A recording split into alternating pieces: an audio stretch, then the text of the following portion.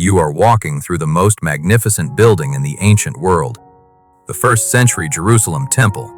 The air is thick with the smell of roasting meat and burning frankincense. Thousands of pilgrims are pressing in around you. The noise is deafening. But as you move toward the inner courts, the crowd suddenly stops. You find yourself standing in front of a stone wall. It is 4.5 feet high. It is called the Soreg, and it is terrifying. Every few yards along this barricade, there is a limestone block with a warning carved in deep, blood red Greek letters. You do not need to be a scholar to understand the threat. It reads, "No foreigner is to enter within the balustrade. Whoever is caught will have himself to blame for his subsequent death. If you are not Jewish, if you are a Roman, a Greek, a Syrian, this is exactly where your path ends. You can look at the presence of God from a distance, but you cannot come in. If you take one step past this wall, the temple guards will kill you, and the Roman authorities will let them do it." In the year 1871, a French archaeologist named Charles Simon Clermont-Ganneau actually found one of these warning stones buried in the rubble of Jerusalem. You can still see the chilling words carved into the rock today. This wall was the ultimate symbol of the ancient world, a physical manifestation of boiling racial hatred. Jews and Gentiles despised each other. They did not eat together. They did not speak to each other. To the Jewish people, the Gentiles were unclean oppressors. To the Romans and Greeks, the Jews were strange and stubborn rebels. But then, a rabbi from Nazareth steps onto the scene, and he starts doing something that makes the religious elite realize he is not just breaking their rules. He is dismantling their entire world. This is not a story about a physical wall. This is not a story about medical miracles. This is not a story about an ancient political conflict. This is a story about the exact moment the God of the universe took a sledgehammer to the longest-standing racial divide in human history. We are going to look at every time Jesus healed a Gentile. And by the end of this, you will see how two shocking encounters, one with a hated military occupier and one with a desperate, cursed mother, actually loud, violent, prophetic acts. Jesus was tearing down the Soreg. Our story starts 80 miles north of that terrifying temple wall, in a fishing village called Capernaum. And it starts with the enemy. You are standing in the dusty streets of Capernaum. The air is thick with heat and the smell of the nearby Sea of Galilee. But beneath the surface, this town is a powder keg. Capernaum is a border town. It is crowded with tax collectors, fishermen, religious teachers, and whispers of violent rebellion. And standing right in the middle of it all is the Roman garrison. To the Jewish people of the first century, the Romans were not just a government. They were a brutal, pagan occupation. They were the people who taxed them into poverty. They were the people who crucified their friends. And they were the foreigners who were explicitly banned from the inner courts of the temple in Jerusalem. You can imagine the tension every time a Roman soldier walked down the street, the heavy sound of leather boots and iron armor, the way conversations would suddenly stop, the way people would pull their children close and look at the ground. And the man in charge of this garrison is a centurion, a commander of 100 heavily armed men. He has the power of life and death. He is the ultimate outsider, the sworn enemy.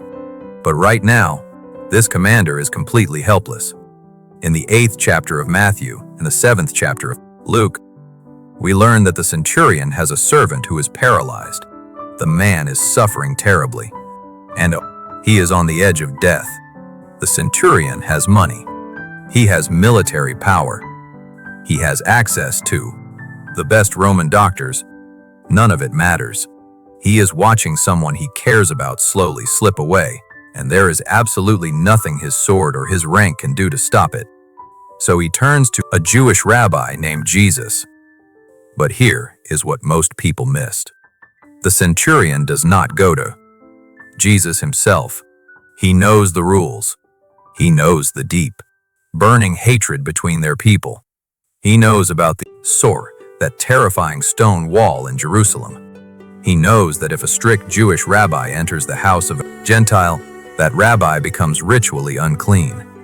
The physical wall might be 80 miles away, but there is an invisible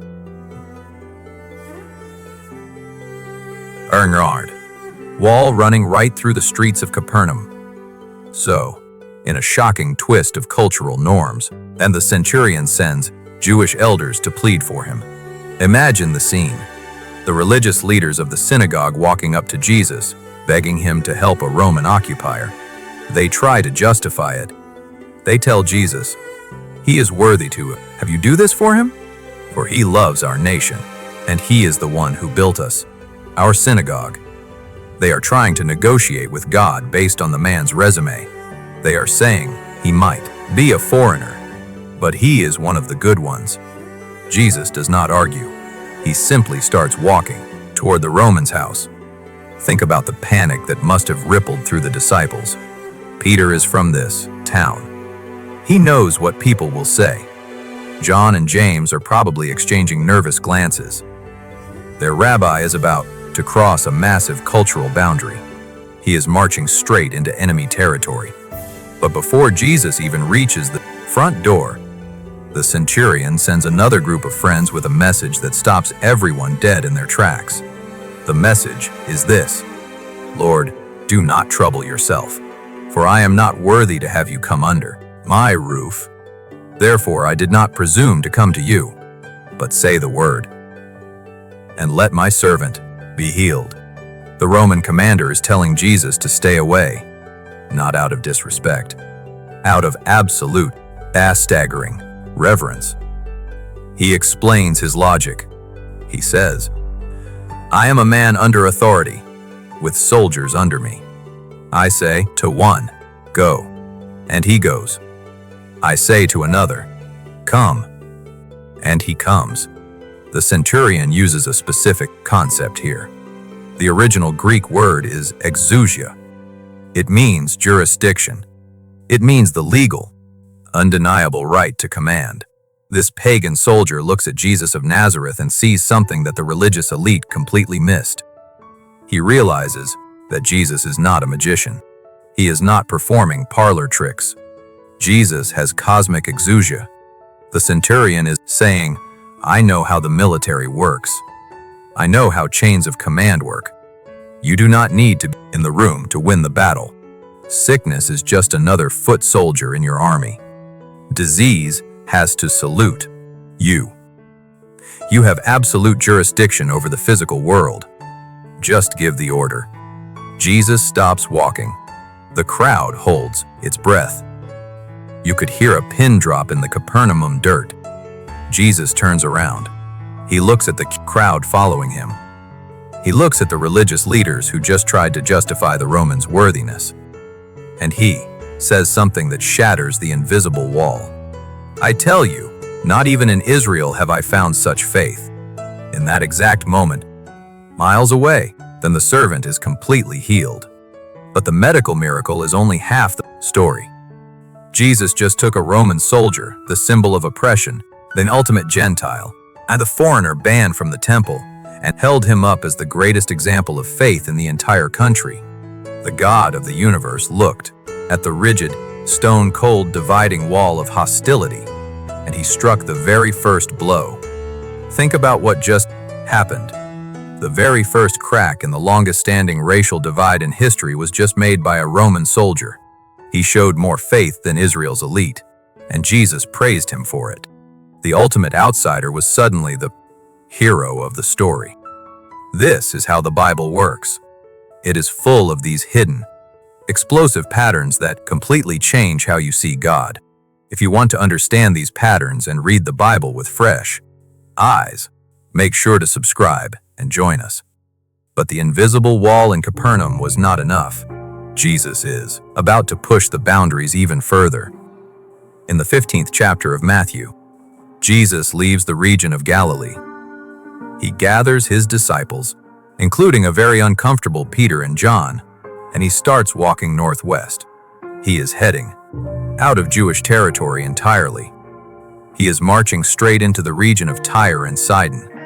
You have to understand how dangerous this is. Tyre was a wealthy, pagan port city on the Mediterranean Sea. Its streets were lined with temples to foreign gods. The smell of pagan sacrifices hung heavily in the air. And this city was violently hostile to the Jewish people. We know this because of a first-century Jewish historian named Flavius Josephus. Josephus documented the intense, boiling hatred between these two regions. He explicitly wrote that the people of Tyre were the bitterest enemies of the Jews.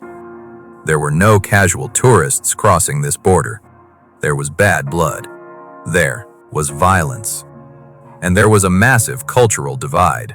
Yet Jesus deliberately leads his closest friends right into the heart of it. You can imagine the tension. The disciples are looking over their shoulders. They are sweating in the coastal heat.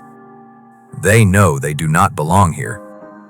Every instinct in their body is telling them to go back to the safety of Galilee. They want the Soreg. They want that protective 4.5-foot stone wall between them and the rest of the world. And then, their worst nightmare comes true. A local woman spots them. Matthew calls her a Canaanite. Mark calls her a Syrophoenician. Both titles mean the exact same thing to a first-century Jew. She is the ultimate outsider. She is not just a pagan. She carries the bloodline of Israel's oldest, most cursed ancient enemies.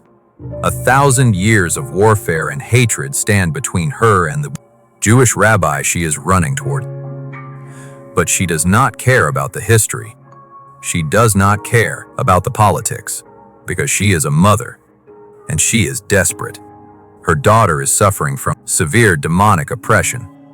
If you are a parent, you know this feeling. The absolute, agonizing helplessness when your child is in pain and you cannot fix it. You watch them suffer. You watch their body contort, their mind hijacked by something dark and violent. You have tried every doctor. You have spent every coin. You have stayed up night after night, holding a thrashing, tormented child, praying to gods that do not answer. You are completely exhausted. You are running on nothing but fumes and fierce, protective love. This woman has nothing left to lose. She has heard the rumors about the miracle worker from Galilee. And now, against all odds, he is walking through her neighborhood. She starts screaming, "Have mercy, me, O Lord, Son of David. My daughter is severely oppressed by a demon." Pay attention to this. This pagan woman, this cursed Canaanite, is calling Jesus by his most sacred Jewish, messianic title, Son of David. She recognizes exactly who he is. But the disciples are disgusted. They do not see a desperate mother. They see an unclean, noisy nuisance. They step between her and Jesus. They turn to him and they beg, "Send her away, for she is crying out after us." They are essentially saying, "Put the wall back up, Jesus. She does not belong to us. She is not one of God's children. Get rid of her." And for a moment, it looks like Jesus agrees with them. He stops walking. He looks at the screaming, weeping mother, and he says nothing. Matthew tells us he did not answer her a word. The silence must have been agonizing. The disciples are feeling relieved. The woman is falling to her knees in the dirt. Then, Jesus finally speaks. And what he says next is one of the most shocking, controversial things he ever utters in the entire Bible. He looks at her and says, "I was sent only to the lost sheep of the house of Israel." He is setting a trap, but he is not trapping the woman. He is trapping the religious prejudice of his own disciples. The wall is standing tall. The boundary is clearly drawn. She is outside, and he is inside. And this is where it gets remarkable. Jesus looks at this desperate, grieving mother. She has crossed enemy lines. She has ignored the disgust of his disciples. She has fallen at his feet. And Jesus says to her, "It is not right to take the children's bread and throw it to the dogs." If you read that in English, it sounds like a devastating insult. It sounds like Jesus is adopting the exact same racial prejudice as the men standing behind him. It sounds like he is telling her that because of her bloodline, she is nothing but an unclean animal. But you have to look at the original Greek. The normal word for dog in the 1st century was kion. That meant a feral, dangerous street dog. It was a common racial slur used by Jews against Gentiles. But Jesus does not use that word. He uses the word canaria. It means a little dog, a beloved house pet. Jesus is not insulting her. He is inviting her into a parable. He is throwing her a theological lifeline.